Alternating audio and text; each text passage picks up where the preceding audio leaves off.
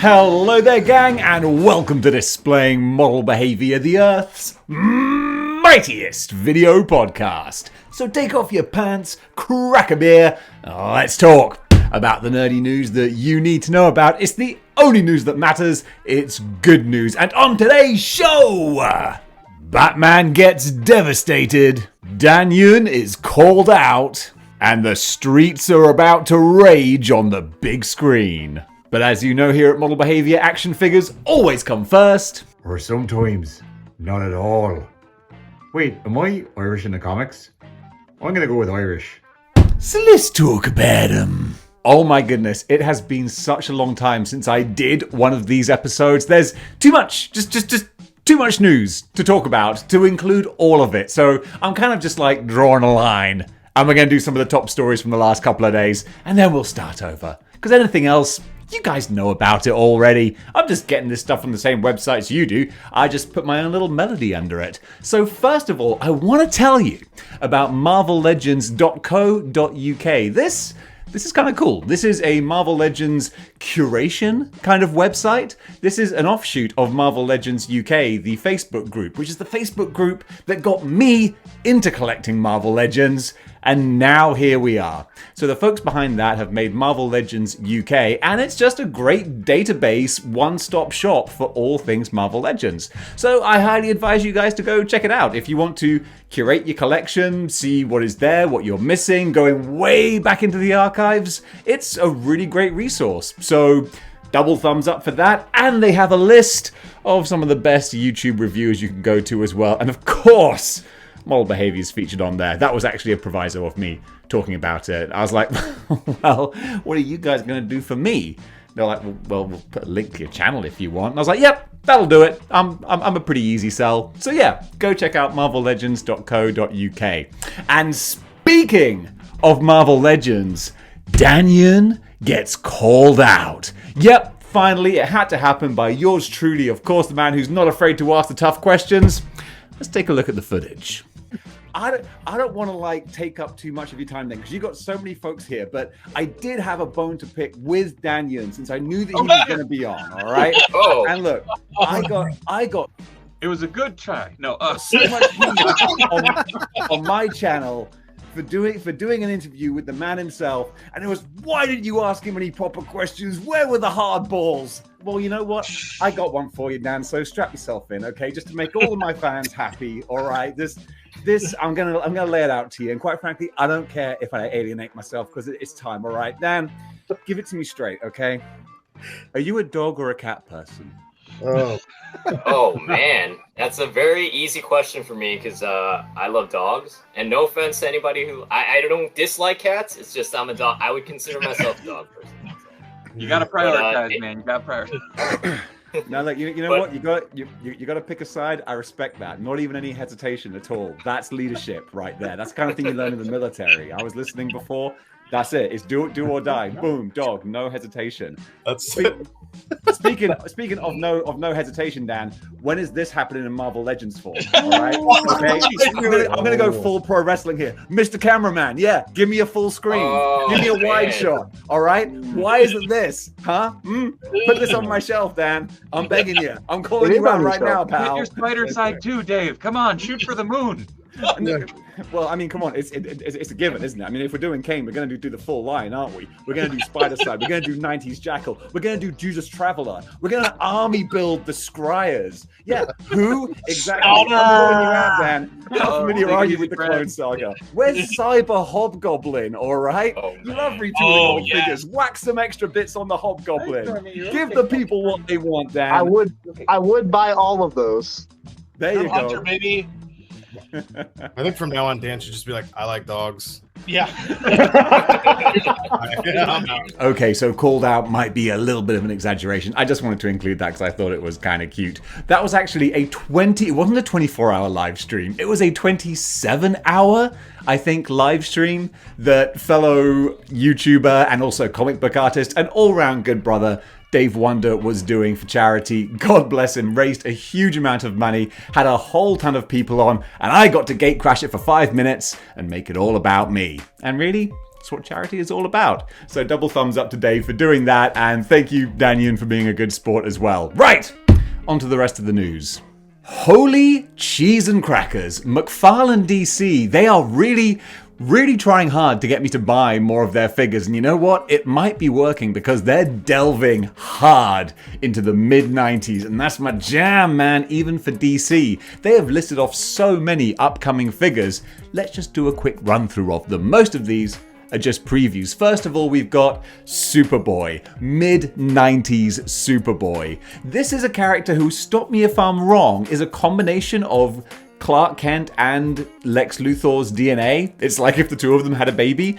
I might be way off on that. Help me out. But it's an awesome, totally 90s design with his sunglasses, his leather jacket, his undercut thing going on there. It's fun. He was one of the replacement Supermen during the Reign of the Supermen story. I would be real tempted. Also, we have a reveal of the Kingdom Come Batman, which looks kind of just majestic. I've never actually, this is like one of those true confession things, never actually read Kingdom Come. I know it's meant to be this seminal work, but I'm like, DC, man, it just doesn't do nothing for me. If I want to read a beautifully told, gorgeously illustrated Alex Ross story, I'll read Marvels. In fact, if you haven't read Marvels, come on, what are you doing with your life? But Kingdom Come, that's rich coming from someone who hasn't read Kingdom Come. But we've got this great looking Batman. Hopefully we'll get more pictures of them soon. But that's not all! We also have an Infinite Frontier Joker. I don't know what storyline this is from, unless it's Infinite Frontier. Is that the name of the story? But judging from this profile pic or preview pic, he looks really nice. Like this is a cool looking Joker. They have done so many Jokers, especially when they did like the 3 Faces of Joker set as well. But I gotta say, every time they do a new Joker, he looks a little bit better than the previous ones. I honestly think that. And this one with the slightly more sort of subtle face, the pursed lips, the just kind of demeanor, looks cool. It just, yeah, it kind of resonates with me. Problem is, I've got Bane now. So I've opened the floodgates for Batman villains, and that Joker might be hard to resist. We also have the Signal, Duke Thomas. This one is going to be easy to resist. No idea who this guy is. It's kind of a fun looking costume, the yellow and black, but very Shane Douglas kind of color scheme. But besides that, I can't really comment, but hopefully it'll make some folks happy. It's still very much in the Bat family. McFarlane, they're like, look, we're DC, but it's predominantly Batman. And then you get a few offshoots here and there, but hey, they seem to know how to make money, so more power to them. Then we got the Jay Garrick Flash, and I'm just like reading the name Jay Garrick. I wouldn't know his name looking at him. I recognize the Flash with the metal pie tin helmet thing. That's it. But hey, a lot of people were asking for the original classic version after we got the Dark Knight's metal crazy band hair metal rocking one, and I was like, state of your costume, mate. But now you're getting the original classic one, so if you want that more golden age kind of DC setup, then he's there for you. Then we go back to the Nightfall story arc. So we got Bane, we've got the Azrael Batman, who still, he's one of my treat yourself figures. I haven't decided to treat myself with him yet, but it's a possibility, especially because they are also doing Nightfall Catwoman. But I gotta say, from this preview image, it doesn't look good to me. That Chevy Chase on her, Catwoman's supposed to be one of the sort of most sensual and seductive kind of characters. Did I look sensual and seductive there? But this doesn't do it for me. Really, Dave? You don't find the action figure sexually attractive? No, I do not. Therefore, I'm not going to buy it. That's how I make decisions. Why do you think I ordered Mojo? So yeah, she looks like I'm underwhelmed by that one. But wrapping it up, conversely, one that I am hoo-ha! I'm feeling hot for this icy boy of Mr. Freeze. Oh my goodness, folks, this looks like it might be one of the figures that most perfectly lends itself to the McFarlane style with his kind of battle armor Freeze type costume. I know it's only a preview image, but dang it! I think it looks really, really good. So yeah, now already I'm still thinking more building a Batman villains display, and I don't need to do that, but Mr. Freeze, man, he looks cool. He looks real cool. No pun intended. So that's going to be the highlight for me for this wave. If I see these guys in store, unlike G.I. Joe figures, which you can't see in store anymore, which is why I don't collect them, true story. If I see this guy in store, I think I would be very hard-pressed not to pick him up. He looks bee's knees. Moving on from McFarlane, but not done with Batman, Mafex are getting in on the action too with their Poison Ivy figure. They've just done the reveal pictures. So we can't see a whole lot, but what we can see looks kind of pretty, or at least I think so. Oh man, now I'm still thinking I could do what I do with my X-Men display, and I could get all different Batman villains from different lines and do the ultimate display, and oh no, why am I doing this? Is why I can't save money. Ah, dang it. Oh well, let the good times roll. She does look good. Promising is what she looks. She looks promising from these initial images. Is she going to turn out to live up to that? Well, probably, because Mafex are pretty good. Stay tuned to find out more. And moving on from Batman, but not with Mafex, I'm kind of getting some nice transitions and segues here. Terminator. T2 Terminator, one of my favorite movie franchises of all time. The character who I played in the Universal Studios stunt show back in the good old days. But I'm heading back there next year, so the good times are coming back. So yes, Arnie, Terminator 2 with the full-on minigun, grenade launchers. This is what I had the NECA version of a while ago, and I loved it, but I was like, time to move on from that one. But now we got the NECA one. No, I sold the NECA one, Dave. Now we got the Mafex one coming out. I'm not going to edit that. Leave it in. Keep it raw. Keep it real. You got to keep it real. Yeah, you got to keep it raw. What song is that? You got to keep it real. You got to keep it raw. As I'm in the back, I'm a tab to it now. Time for some action. Take another back. No. Oh gosh. Everybody get up, singing 1, 2, 3, 4, 5 will make you get down now. Baby, bring it on now. I'm sorry I had to do that. That was going to drive me crazy if I couldn't think what that song was. I'm not going to edit this either. So what was I talking about? Mafex Terminator. Yeah, that's coming out too. Looks pretty good. When I find out more about it, I'll tell you. And probably sing to you as well. Moving on from Mafex and Terminator, there's no segue there. We have a new, what is it? A Resident Evil 2 Ada Wong figure by Damn Toys. I completely spaced on what I was going to be talking about there. Yes, Damn Toys, who make one of my favorite action figures, my little Gans boy. Damn Toys, oof, with the cloth goods and all the nice little details and things they put into it. They know what they're doing. It's a bit Mezco-ish, I think. But just like a little more, arguably even more artistic than Mezco, or more kind of quirky than Mezco. I don't know what it is, but they do a great job of doing what they do. Let me just read you out some of the details here before I forget them. So this is going to be 1/6 scale, so like Hot Toy scale. It's a big figure, priced at $360, and it's going to be released around about the third or second quarters of next year. So unlike a lot of figures of this kind of nature that have a really long lead-in, it's only going to be probably about, I don't know, 6 months or so. That's not a crazy amount of time. And look, Ada Wong, she's not one of the A-tier Resident Evil characters, but she's definitely B-tier. You know, she came in Resident Evil 2 being the mysterious femme fatale that helps out Leon, and she's just kind of gone on to get a bit of a cult following. And this is a great representation of her from the Resident Evil 2 remake. So yeah, having the different looks with the trench coat and the very impractical super spy dress that she wears. It's fun. It's a cool kind of character. I'm not going to get it. It's 1/6 scale, not my kind of cup of tea, but if it is for you, then you can look out for her.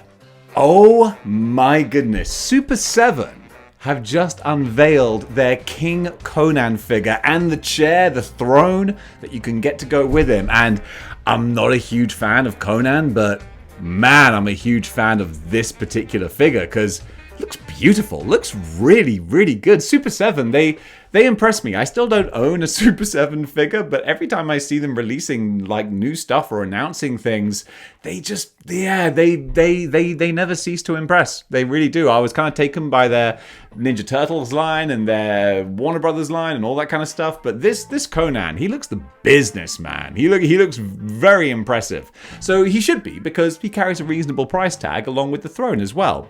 So the Conan on his own is $55. All right, and then you can buy the throne separately for $45. So the two of them combined, you're looking at about $100 for the whole set. But what a set it is, you know? He does look pretty good. And you got a bit of time to save up for him as well, because he's not going to be released until around about this time next year.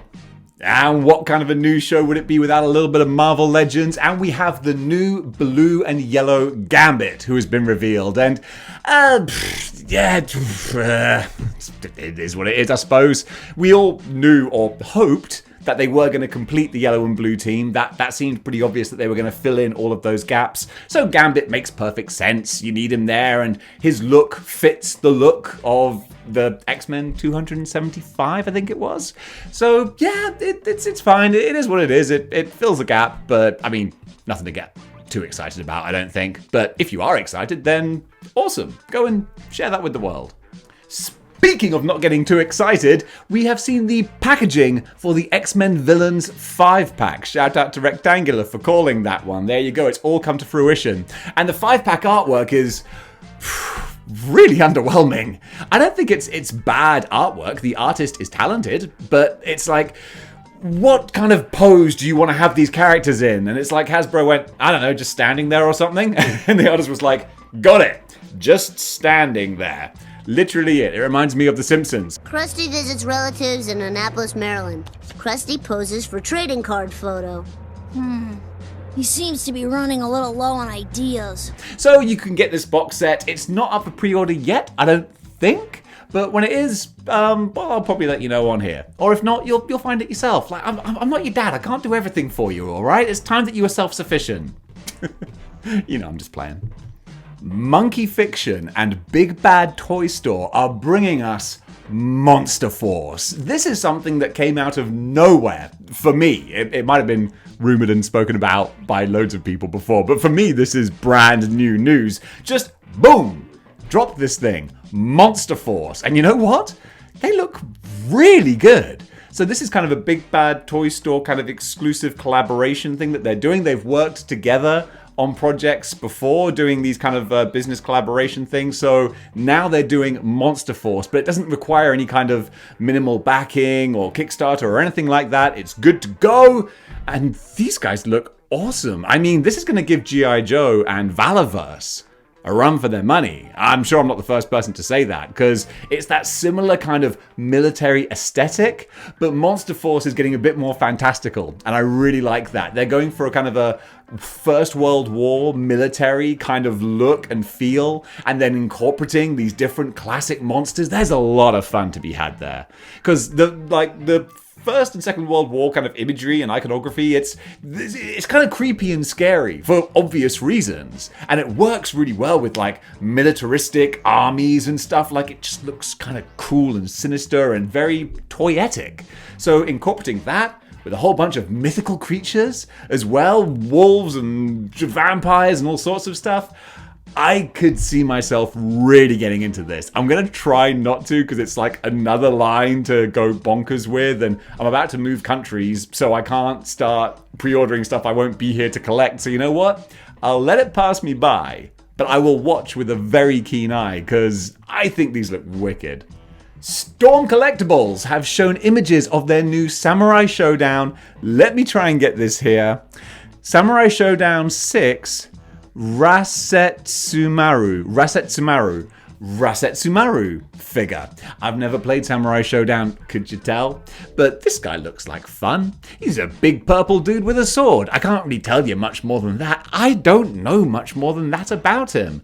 But if you're a Samurai Showdown person, then this is going to be good news for you, I suppose. Or bad news, because now you're like, dang it, gonna have to spend more of my money on something. But hey, if you're gonna spend a lot of money on something, it might as well be an action figure. If it's an action figure based off a classic video game as well, that's just two great tastes that taste great together. Fill your boots, order this. I don't know how to wrap up this segment. Flip-de-doo, scrum-de-dump, let's move on. Let's go over to statues now. You know I occasionally cover the odd little statue that catches my eye, and Prime One Studios, hoo-ha, have given us the Devastator Batman statue. This thing is a hoss of an action figure. If it was a wrestler, you'd call it a hoss, which is a big, beefy boy. It looks so badass. Should do. You want to know how much it costs? $2,000. Whoo! Oh my goodness. But I mean, come on. Just look at it. Who are you statue people, by the way? There must be someone watching this who's like, $2,000? Yeah, I should be able to do that. I'll incorporate that into the rest of my collection of $2,000 display statues. Who are you? And can you like get a Patreon purchase, please? You know, help a brother out. Buy a t-shirt. Come on, you're buying $2,000 statues. You can afford it. Anyway, this Devastator, this is Batman from the Dark Knight's Metal story, which I did read, but I thought was a bit too wacky for my tastes. But it's basically Batman injects himself with Doomsday formula and turns into a Doomsday. I think to fight an evil Superman, I forget. That when you get just so much DC lore thrown at you all at once without much prep, it's like, oh, this is a lot to take on. But this figure, he looks super, super awesome. It's not a figure, it's a statue. Either way, I just wanted to show you. SH Figure Arts are playing with our emotions. You know how they're doing that? They've shown us a picture or allowed a picture to be snapped of I think like a prototype Carnage from Let There Be Carnage. Awful, garbage movie, but a cool looking figure. And we don't have an MCU Sony Carnage figure, but FH Figure Arts might be able to provide a very, very cool looking one in the 1/12 scale as well. So that could be an amazing looking Carnage if they make it. Apparently, this is kind of on hold depending on how the Let There Be Carnage Venom sells. So if that Venom sells well, then they'll go into production with this Carnage. That's what the rumor and scuttlebutt is. So if you're on the fence about buying that Venom, do it. Make it happen. Get that Venom, and then hopefully they'll follow up with Carnage. And even though the movie was awful, those two figures on a shelf, they will look fantastic. And finally, for action figures, Ramen Toys, the independent toy company that kind of does the legally distinct versions sometimes of other stuff. You know what I'm saying. They announced at the end of the HasLab funding period for the Hellcharger, they were like, hey, that didn't work out? Well, guess what? Coming soon, the Ramen Toys, what do they call it? Halloween 2022 car. There's an actual name I wrote down for it. What is it? Ramen Toys Happy Halloween 2022. So basically it's the Hellcharger. They're making the Hellcharger without a Kickstarter or anything. Wow, can a company do that? Can they make something like that without needing a Kickstarter? I guess they can. So it looks like the specs are fantastic. That's what they're showing at the moment. It's just all the 3D renders and what will eventually become the finished product. Because originally they just showed like a teaser image of the Dodge Charger looking car and it's like, stay tuned for more info. Well, guess what? We got more info and they're going all in. They're going full hog, as we say here at Displaying-Model-Behaviour. They're doing the flames, they're doing the replaceable bits, all of that kind of stuff. They're like, you didn't get the Hellcharger you wanted the first time round, don't worry, we got this, the Halloween mobile. I think this is great that they're going to be doing it. Don't know what the price is going to be yet. Probably less than $350 though. So yeah, stay tuned. I'm going to watch this one very closely and hopefully it comes out as good as it looks. Over in movie news, a quick little tidbit about Indiana Jones Part 5, or just Indiana Jones 5, I don't know why I said part. It always sounds classier. Like, when you say part, it implies that the producers and the makers of the thing had an intention of doing multiple parts. Rarely actually the case, I find. But no, Indiana Jones 5, a little thing that they mentioned was that the opening of the movie, like the almost James Bond style opening scene, is gonna be featuring a de-aged Harrison Ford during like the Raiders of the Lost Ark time period. That, honestly, I know it's not cool to say that you're looking forward to seeing de-aged CGI actors, but man, I'm looking forward to seeing de-aged CGI Harrison Ford. I think it's going to be fun. Man, I don't care anymore at this point. The original Indiana Jones trilogy is just great, as it is. Doing more stuff afterwards, it's not going to change it. So I might as well just go and enjoy the theme park ride, which is what I'm hoping this will probably be like. It's my best case scenario. If it actually is a great film, oh my goodness, I wouldn't have seen that coming. But yeah, getting to go back in time and see a de-aged Harrison Ford from like 1980 battling the Nazis and I'm probably going to get demonetized for saying that word. I'll bleep that. But battling those guys, that's going to be fantastic. And then apparently it will then transition, boom, into 1969, which is chronologically where the new movie is going to be taking place. I think 69, they said. So that's going to be a fun little thing to enjoy, and I'm kind of excited to see it. Harrison Ford was interviewed, and he said, like, probably in his very monotone, unimpressed sort of sound, that, yeah, I think it looks really good. I can imagine that's how he said it. But he like genuinely, he said that he was against doing that kind of thing until he saw this, and he was like, oh, that actually looks really good. I mean, of course, he's not going to come online and say, yeah, it looks like garbage, don't go watch the movie. Maybe he would. Harrison Ford don't care about nothing, man. Gotta love that guy. But yeah, that just makes me a little bit more hyped for Indiana Jones 5. Coming soon, but not soon enough. James Cameron did an interview about Avatar Way of the Water, which is coming out December 16th, right around the corner. And he said, amongst other things, that this movie cost so much money to make that in order to break even, it needs to be either the third or fourth most successful movie of all time. Whew! No pressure, Jim. But let's face it, if anyone has the pedigree to be able to not guarantee but feel pretty damn sure that they can do that, it's James Cameron. I mean, stop me if I'm wrong, but at their specific times, Titanic and the original Avatar were the highest grossing movies of all time. I think Avatar might still be the highest grossing movie of all time because it was re-released, got some more of those dollars in. So if anyone has the pedigree to be able to say, boom, I reckon this is going to be one of the top 3 or 4 highest grossing movies of all time, it's James Cameron. The only problem though, the only little wrinkle in things is that when his movies did come out and they were the most successful of all time, that was back in a pre-Avengers world. That was back in a pre-superhero fatigue world, because we are all a little bit superhero fatigued. Stop me if I'm wrong. I mean, I don't know about you guys, but I'm a little tired. I still love them, but man. So Avatar isn't this groundbreaking thing anymore. A CGI spectacle with crazy action and characters that we've never seen before. No, we've seen it before. So if the reviews of the story are like, meh, then I don't know. I wouldn't want to bet the house on it myself. I want Avatar to do well. I'm a big Avatar fan. I really am. I know that people are like, oh, the story's not very original. Shut up. It's entertaining. It's a really entertaining movie. That's all you need sometimes, man. So if they can capture lightning in a bottle twice with this next movie, I'm going to be really happy, but not as happy as I'm sure James Cameron will be. And the news that is making me happiest of all is that Streets of Rage is going to be turned into a motion picture. This news came out months ago, totally passed me by. It wasn't until just the other day that I saw a post about it, but there you go. And the best part is that Derek Kolstad, I had to read that name there, who is the guy behind John Wick, he's the writer and producer, I think, of the John Wick franchise, and also the writer of Nobody, which was just such a badass action movie. Loved Bob Odenkirk in that. But also, the John Wick movies are just killer action movies. So that dude is penning and I think producing the Streets of Rage movie. So yeah, I genuinely have high hopes for this. It doesn't have to be an Oscar-winning masterpiece. It's about a video game in which you walk from left to right, beating people up. That's it.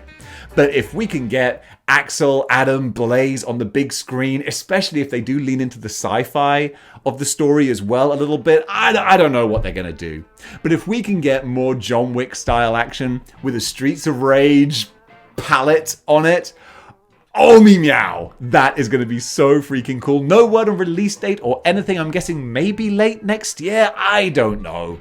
But the fact is, it's happening, and that makes me really happy. Over in comic book news, Amazing Spider-Man 14 came out last week, and this was the start of their Dark Web X-Men crossover, where Ben Reilly, now Chasm, is teaming up with Madeline Pryor, and their basic goal, mission, is to invade New York, and Ben wants to get Peter's soul, put it in his body, and Madeline wants to do the same with Jean Grey. They got common goals, so they work really well together as a pair. Plus, she's a redhead, so you know Ben's going to be like, oh, yeah, we could maybe work something out. And I gotta say, I don't hate it, which I never thought I would actually say, because you know Ben Reilly's my favorite character of all time. Love the dude, and it's tough to be a Ben Reilly fan.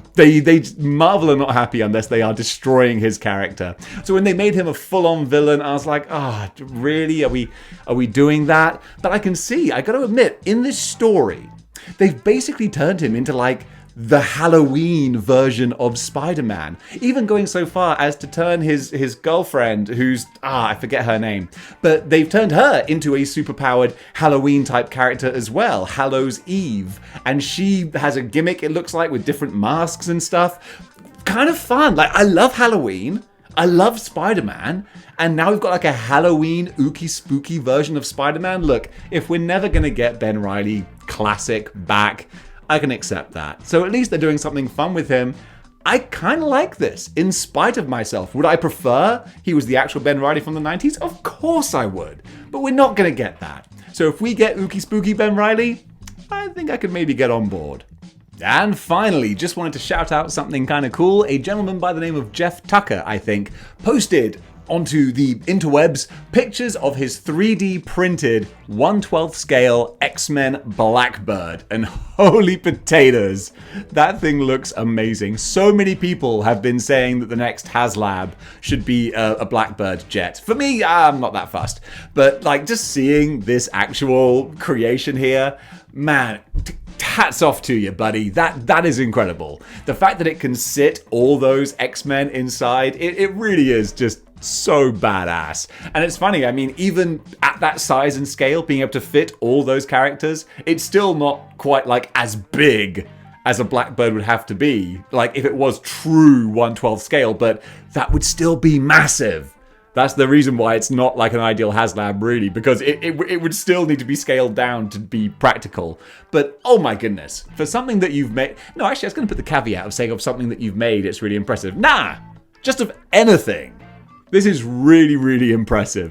So yeah, double thumbs up. Awesome to see all the X-Men in there in the Blackbird. That's your 90s cartoon come to life right there. Very, very cool. And that does it for good news for today. I stopped calling this show good news, but it's still good news. But it's like, just branding it as model behavior, I don't know, it feels like more of a, more corporate actually. Do I want to be more corporate? We'll see how it goes. Regardless, it's the end of the show. If you enjoyed it, then you know what you gotta do. You gotta join the 6-1 clicks by clicking the like, share, and subscribe buttons. And if you want to go one step beyond in supporting the channel, I know that some of you do, then you can go over to the Patreon, patreon.com/displaying-model-behaviour. Toss a couple of bucks my way, and I would just really like it. Who doesn't like being given money? But also, you can watch some of the exclusive videos on there and be part of the Discord and all kinds of fun stuff. Or you can get yourself a YouTube channel membership, and that is also a good thing. Wow, that's my sales shtick right there. Guys, thank you so much for watching. Oh, buy a t-shirt too. No one else's. Gang, thank you so much for watching, and until next time, keep displaying model behavior.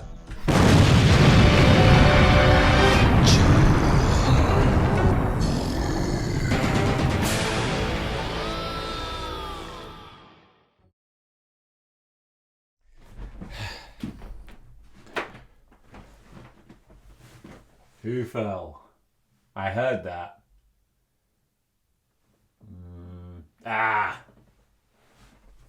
Batman of Zenara. Should I have known better. No!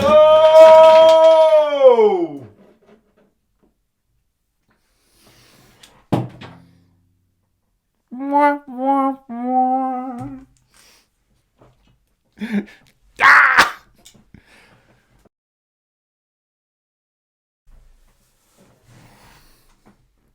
Let's try again.